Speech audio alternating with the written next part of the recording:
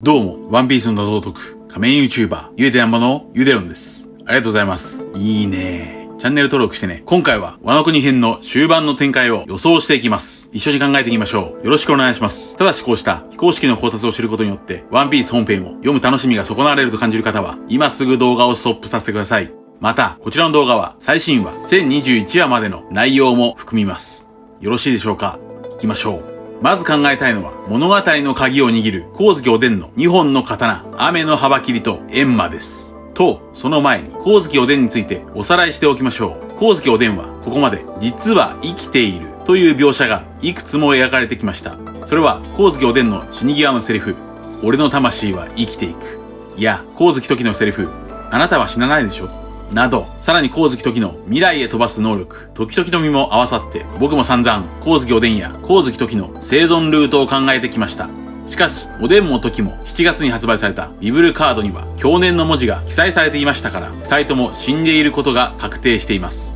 つまり、死者は現れない。しかし、魂は生きていくとは何でしょうか。これは川松のセリフがヒントなのかもしれません。川松は、常世の墓で狐の鬼丸に、戦場では目の前で死んだ仲間の刀を手に取り前進する。刀に宿る魂が侍を強くし敵を打ち破る。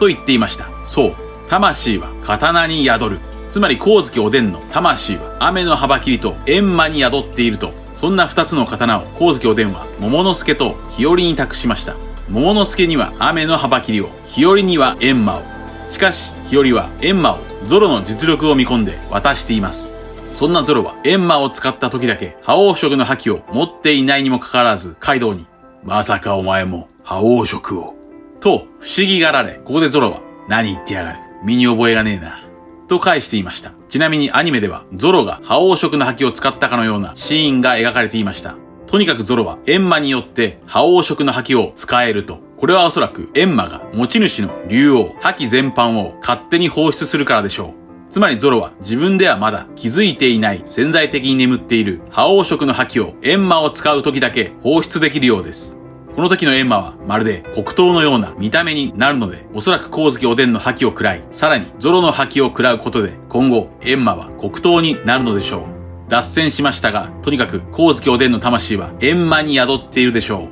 う。となるともう一つの刀、雨の幅切りもそれを使えば覇王色が使えるのでしょうか。閻魔は妖刀だったゆえにゾロの潜在的な覇王色の覇気を引き出しただけであり、雨の幅切りではおそらく覇王色の覇気は使えないでしょう。しかし光月おでんは日和ではなく跡取りの桃之助の方に雨の幅切りを指名して渡していますから、雨の幅切りにはまた別の役割がありそうです。閻魔が攻撃的な力を引き出す能力があるなら、雨の幅切りは精神的な力を引き出す能力があるのでしょうか。ただしそんな雨の幅切りを桃之助は天狗山秘鉄に預けていました。このことから鬼ヶ島には雨の幅切りを天狗山秘鉄が持ってくるだろうとも過去に考えましたが、しかし天狗山秘鉄は花の都で男と一緒に火祭りを楽しんでいました。そうなると雨の幅切りを持ってくる人物は光月日和一択になるでしょう。1004話には謎のシルエットが描かれましたが、これがやはり日和でしょう。日和は桃之助曰く、子供の頃は勝ち気な性格でしたから、仇討ちのために鬼ヶ島に潜入していても不思議ではありません。この謎の人物は赤座屋たちが負傷して牢に飛ばされた宝物庫の場所をいち早く突き止めていたので、謎の人物は桃之助のように見聞色の覇気が強いと思われ、それは日和しかいないでしょう。カイドウとの最終決戦ではおそらくルフィと桃之助の二人がその場にいるでしょうから、そこへある程度ルフィがカイドウにダメージを負わせた時、日和が雨の幅切りを手に持ち現れると。しかし日和は剣を扱えないでしょうから、日和は雨の幅切りを桃之助に渡すのではないでしょうか。そして雨の幅切りによって桃之助の精神的な力が引き出され、最後は桃之助がカイドウにスナッチで攻撃しそうです。それは光月の無念と背中に光月おでんを背負った桃之助。その時カイドウは桃之助に光月おでんの影、魂を見る。日本神話において雨の幅切りとは神スサノオがヤマタノオロチを退治した時に用いた神の剣です。やはり最後は大将であり光月である桃之助こそがカイドウに致命傷を与えなければワノ国のストーリーは完結しないでしょう。次に考えたいのは光月おでんの約束の港です。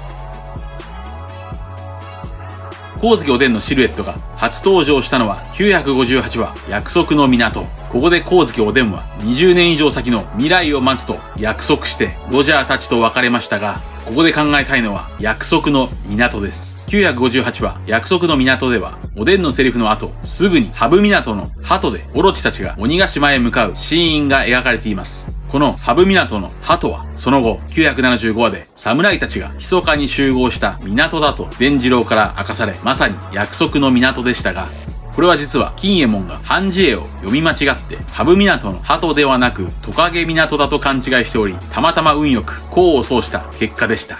が1020話でルフィと桃之助はそのトカゲ港で再会しています。1020話の話数の語呂合わせは火祭りであり、それは亡き人へ思いが届く日ですから、もしかすると金右衛門はある意味で間違っていなかった。そう、光月おでんが待っていた男はジョイボーイです。ルフィまたは桃之助がジョイボーイであるならば、どちらであってもその二人がトカゲ港に集合したということは、光月おでんが表す約束の港とはトカゲ港でしょう。それではなぜトカゲなのか。トカゲとはトカゲの一種、ヤモリのイメージではないでしょうか。なぜならヤモリの学名は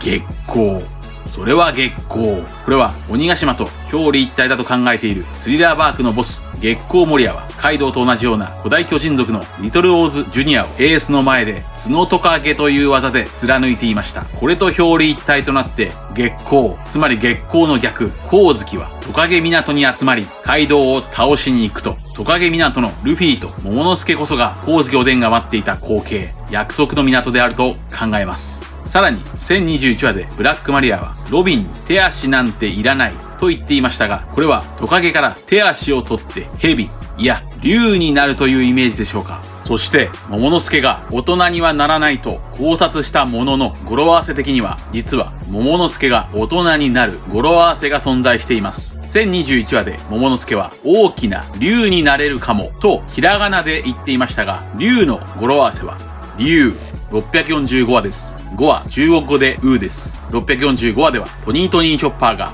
急に大きくなって敵も味方も驚いていました。1021話の話数の語呂合わせもトニーです。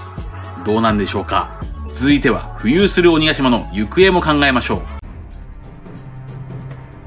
僕は前回の考察で桃之助は熟々の身で大人にはならないと考えてしまいました。そこでコメント欄では、桃之助が大きくならないとカイドウをもしも倒せても浮遊する鬼ヶ島を幼い桃之助では受け止められなそうという意見がありました。これは確かに桃之助が子供の竜のままでは難しそうですが、コメント欄ボンゴレソカネワさんの考察では、ある人物が鬼ヶ島を丸ごと受け止めることができるのではないかといただきました。落ちる鬼ヶ島を桃之助以外で受け止められるかもしれない人物、それは